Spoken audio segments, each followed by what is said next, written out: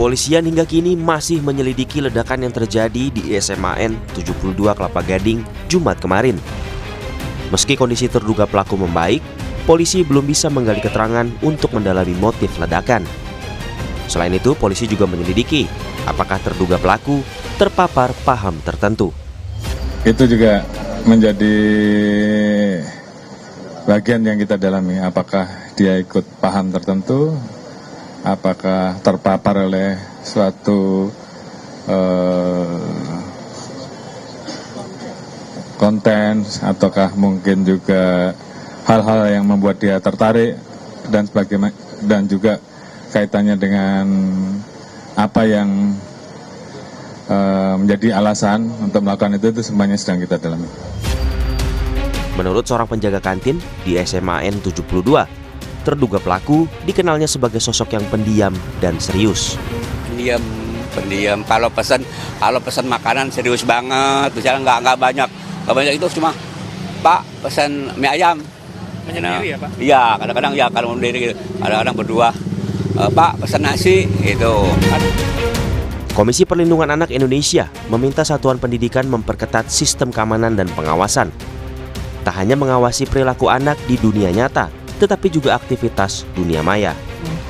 Karena dari hasil pengawasan ternyata ada dugaan bahwa ada pengaruh konten di media sosial. Saya kira ini juga perlu menjadi atensi terutama kepada Komdiji ya. Mungkin butuh ada upaya sistem perlindungan yang lebih ketat lagi terkait dengan konten-konten negatif apapun itu. Atensi kepada seluruh orang tua. Ternyata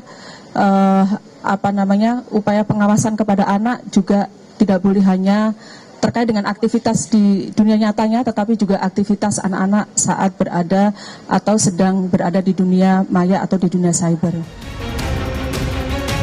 29 orang hingga kini masih mendapat perawatan di rumah sakit. Tak cuma luka fisik, penanganan terhadap psikis korban juga perlu jadi perhatian. Kementerian Pemberdayaan Perempuan dan Perlindungan Anak memastikan pendampingan dalam pemulihan psikologis korban. Dinas P3ADKI dan kami sudah berkoordinasi. Yang paling penting adalah trauma healing, karena ini pasti membekas sekali untuk anak-anak sehingga perlu ada pendampingan khususnya secara psikologis. Ledakan di SMAN 72 Kelapa Gading terjadi Jumat kemarin saat ibadah sholat Jumat berlangsung. Ledakan terdengar beberapa kali dan menyebabkan lebih dari 90 orang yang kebanyakan siswa terluka. Tim Liputan Kompas TV.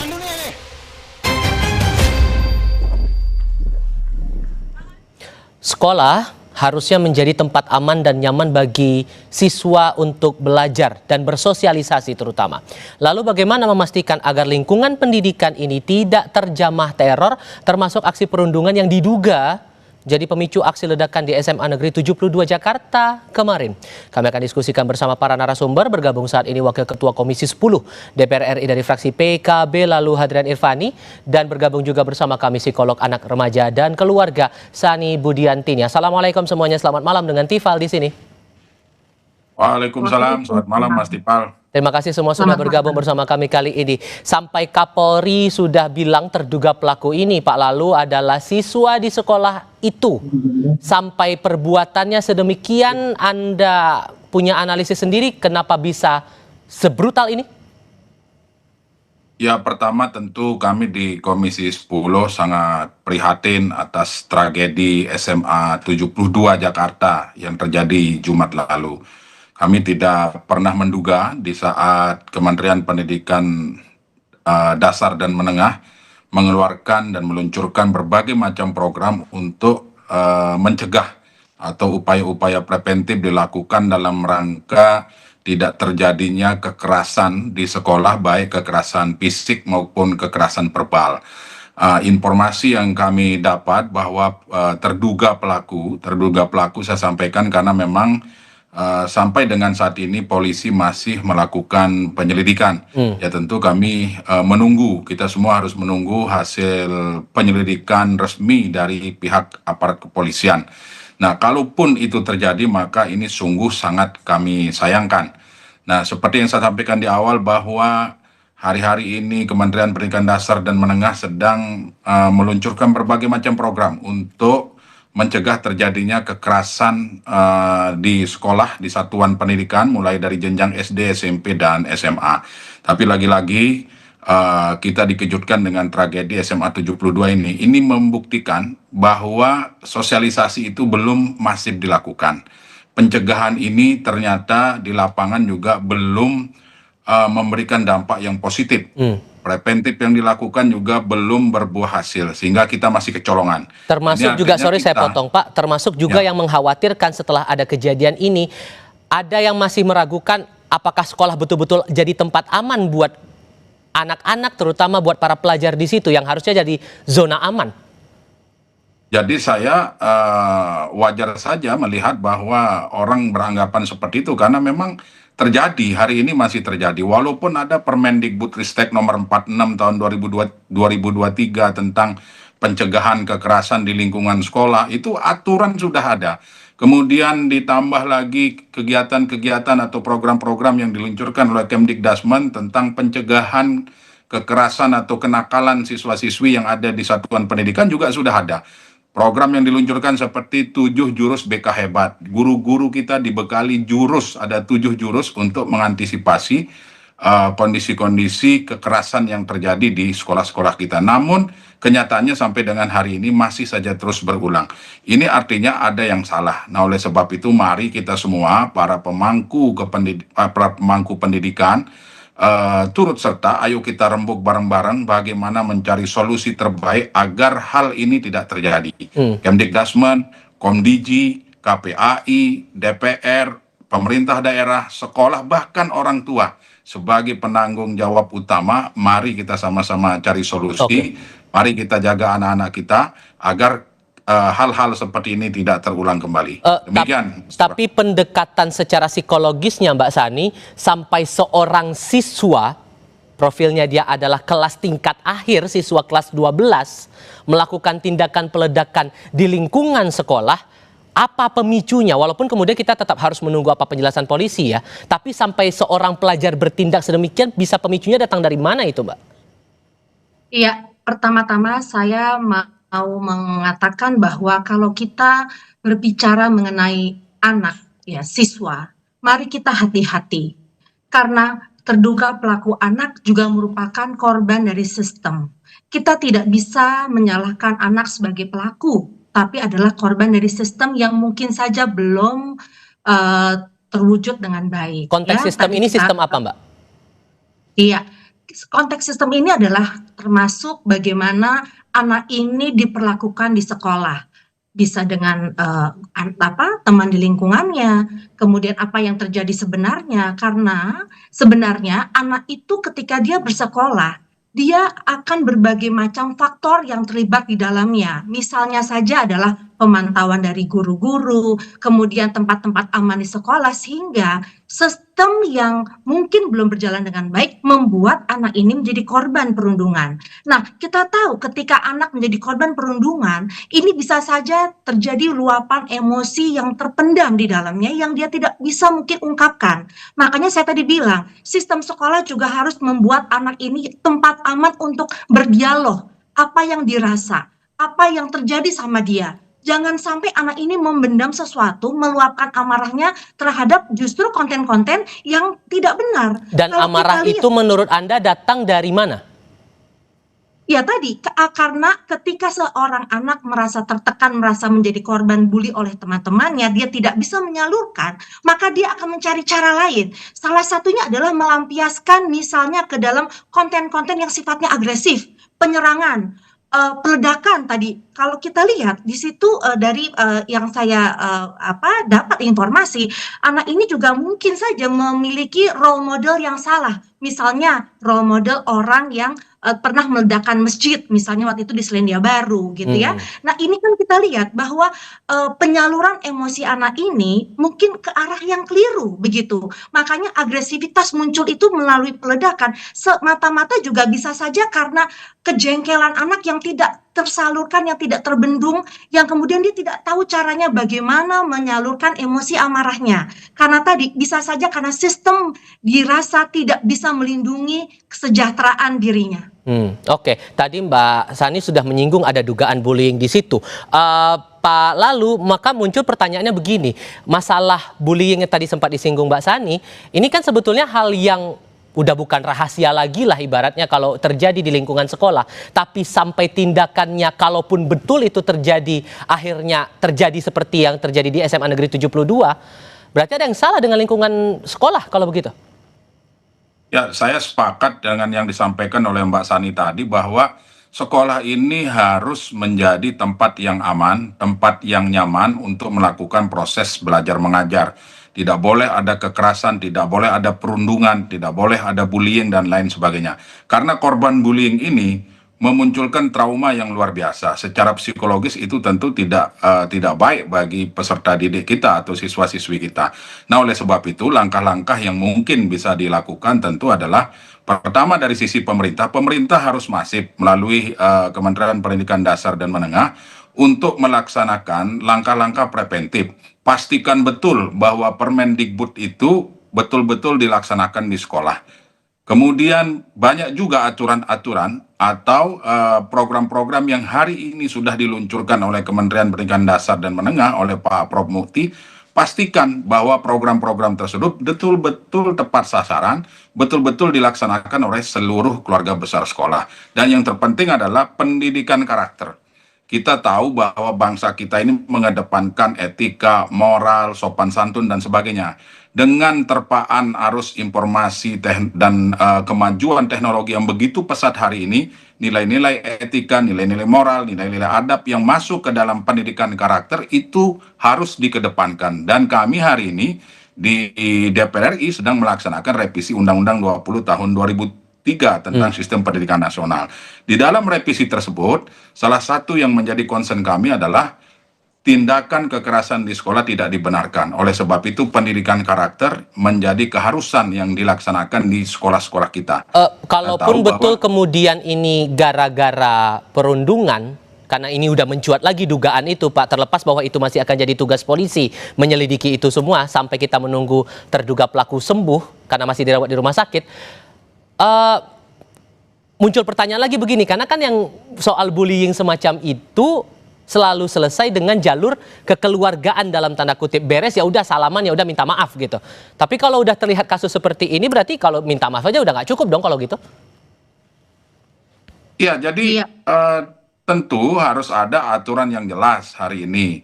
Kemudian sanksi dan sebagainya. Lagi-lagi saya membenarkan yang disampaikan oleh Mbak Sani bahwa ketika berbicara anak, ketika berbicara siswa atau siswi ini kita harus betul-betul hati-hati.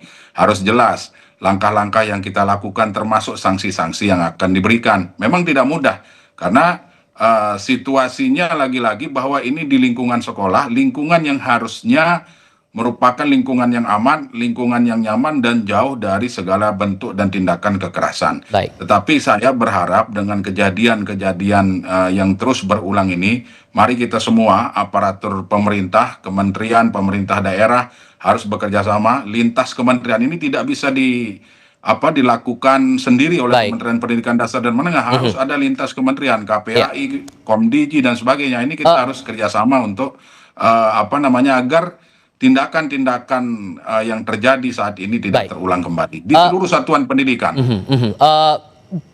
Yang kita lihat juga profilnya sejauh ini dari tim liputan kami Mbak Sani, terduga pelaku ini dikenal warga sekitarnya sosoknya tertutup, gak pernah sosialisasi dengan warga. Disebutkan ia tinggal bersama ayahnya di salah satu kamar di rumah majikan tempat ayahnya bekerja di area komplek itu. Menurut Anda faktor eksternal atau faktor keluarganya ini juga ikut memberi sumbangsi akhirnya terduga pelaku bertindak sedemikian? Kita jawab nanti, kita akan bahas setelah jeda berikut ini.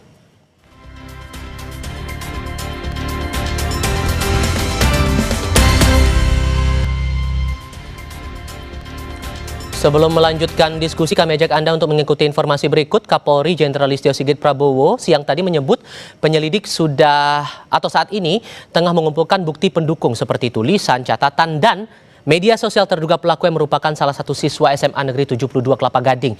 Mereka atau sementara ketika ditanya apakah perundungan menjadi motif terduga pelaku, Kapolri bilang hal itu masuk sebagai bagian pendalaman pengungkapan motif.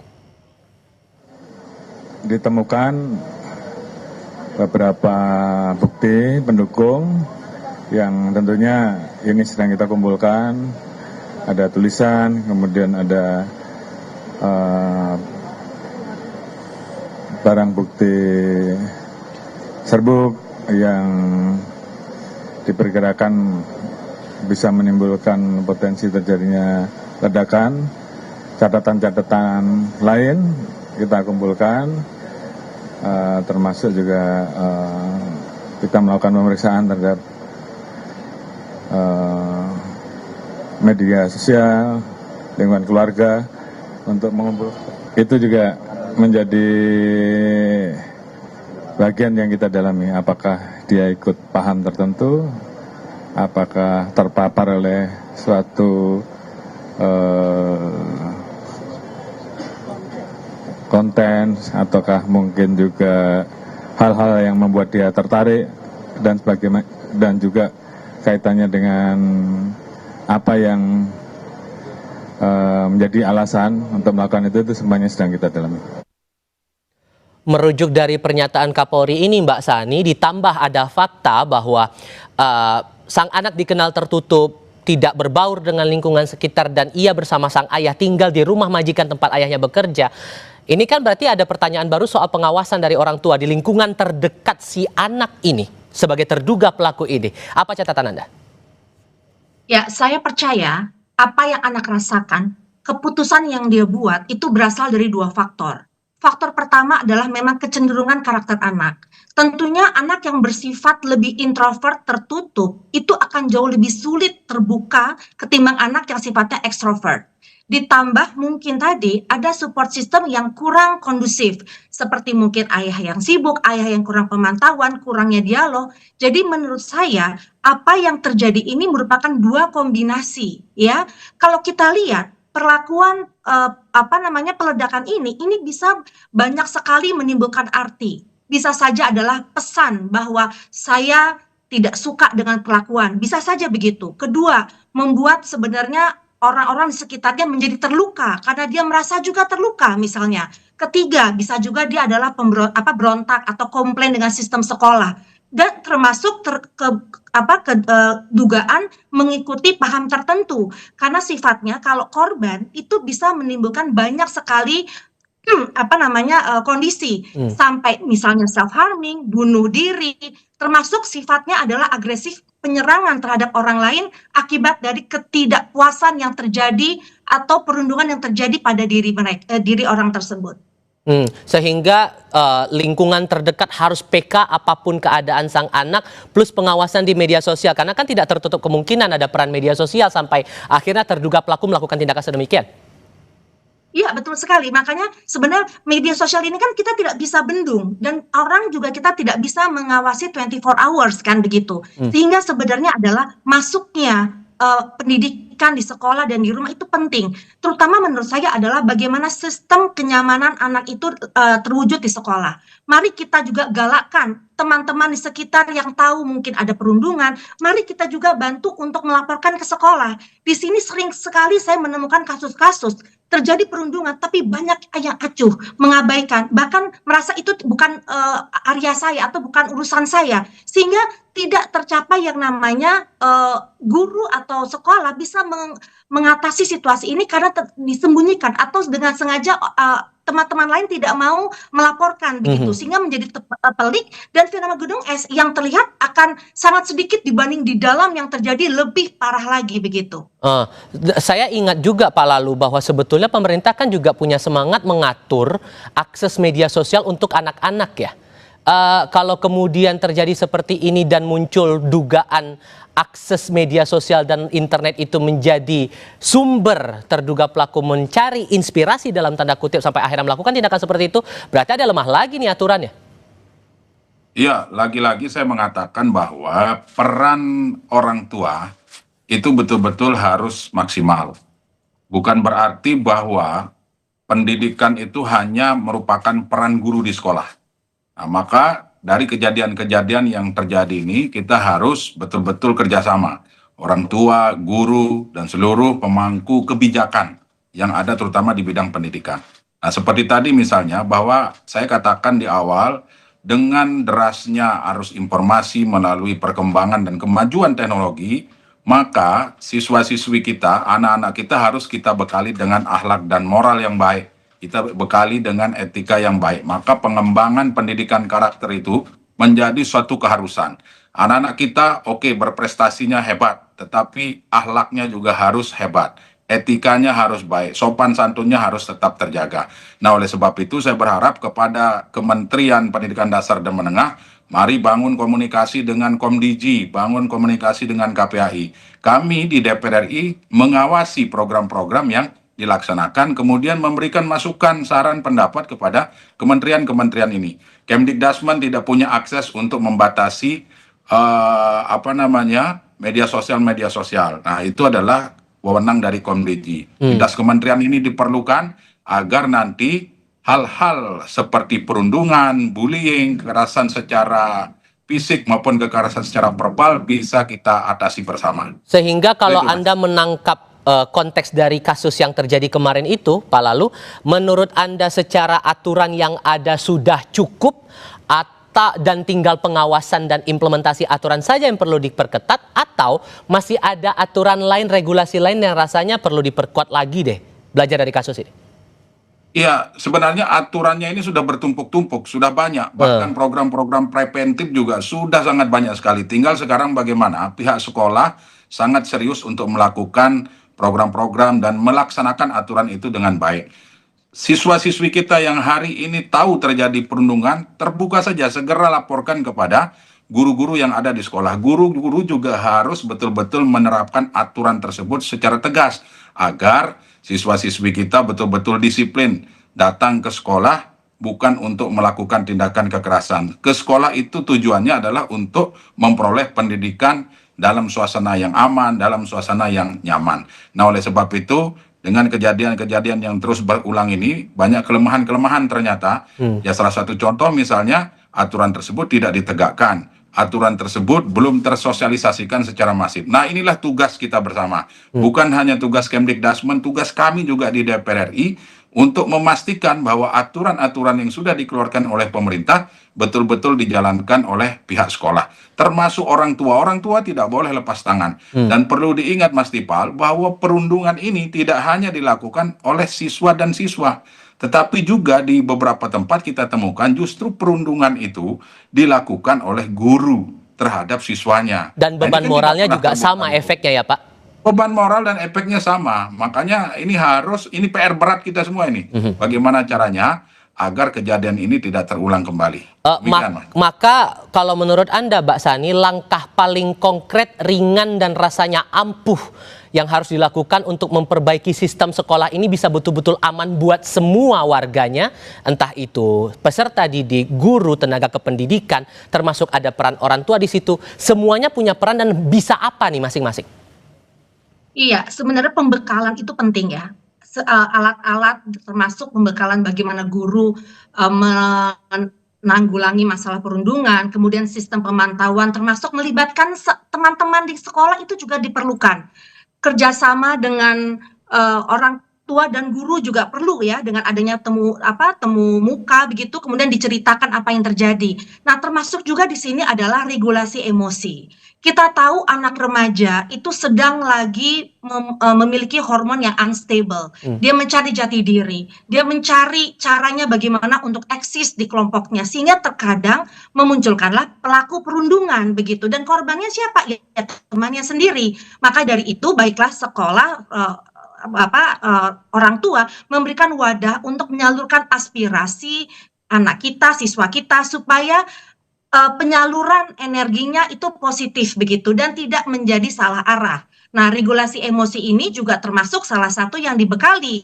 Misalnya anak-anak tahu bagaimana cara misalnya tarik nafas dalam ketika mau marah, membuat jurnal, memiliki hobi dan sebagainya. Karena ketika regulasi emosi tidak tersalurkan dengan baik, maka negatiflah yang akan muncul perilakunya di permukaan. Tapi mungkinkah memperbaiki lingkungan sosial yang anggaplah kalau ternyata yang Anda singgung dugaan perundungan itu terjadi sudah membudaya dalam tanda kutip dan kayaknya kalau pendekatan secara lisan pun nggak mempan, gimana cara memperbaiki itu, Mbak?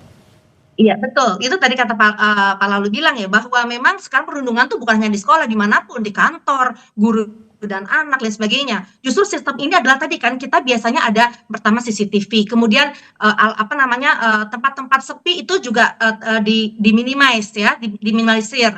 Kemudian ada mungkin tadi guru yang keliling dan sebagainya, tapi termasuk di sini sebenarnya menurut saya pembekalan teman-teman di sekolahnya yang kita berdayakan juga. Jangan takut untuk membela korban, jangan takut untuk melaporkan. Kadang banyak sekali orang yang tidak mau melaporkan walaupun tahu, karena takut juga dia kena sasaran korban. Jadi akhirnya sekolah itu menjadi premanisme kan, yang kuat, yang kasar itulah yang menang. Termasuk juga orang tua di sini juga harus juga diajarkan bagaimana parenting yang sehat. Orang tua perlu bertanya kepada anak, bukan anak hanya yang berinisiatif bicara, tapi orang tua juga harus ingin tahu apa yang terjadi, temannya siapa, apa yang kemudian dia rasakan happy atau nggak happy, sehingga orang tua bisa mendeteksi sejak dini sebelum terjadinya kasus seperti perundungan seperti ini. Oke, Pak Lalu kalau Anda melihat kasus ini, seberapa yakin Anda bahwa lingkungan itu akan berubah sepenuhnya? Bahwa sekolah ini bisa betul-betul nyaman buat anak-anak semuanya tanpa terkecuali dengan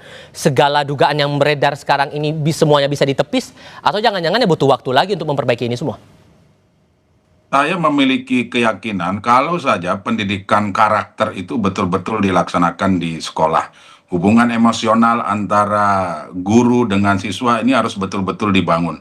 Guru harus betul-betul menjadi contoh, menjadi role model bagi siswa-siswi kita yang ada di sekolah. Jangan sebaliknya.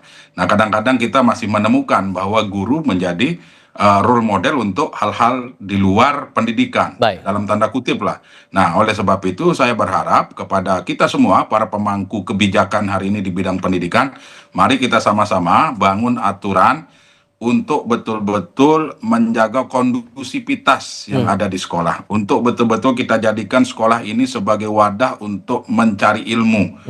Menjadikan sekolah ini sebagai tempat yang aman, tempat yang nyaman. Menjadikan sekolah sebagai wadah untuk mencetak generasi bangsa yang unggul. Nah, bagaimana caranya? Tidak bisa dilakukan oleh Kementerian Pendidikan Dasar dan Menengah sendiri. Semua harus terlibat, termasuk orang tua. Kesadaran orang tua akan sangat membantu lancarnya pendidikan. Karena kita semua sebagai manusia adalah makhluk sosial, jadi semuanya punya peran di sini. Pak Lalu, Mbak Sani, terima kasih banyak sudah mau berdiskusi bersama kami. Sehat selalu semuanya. Selamat malam. Terima kasih. Selamat malam.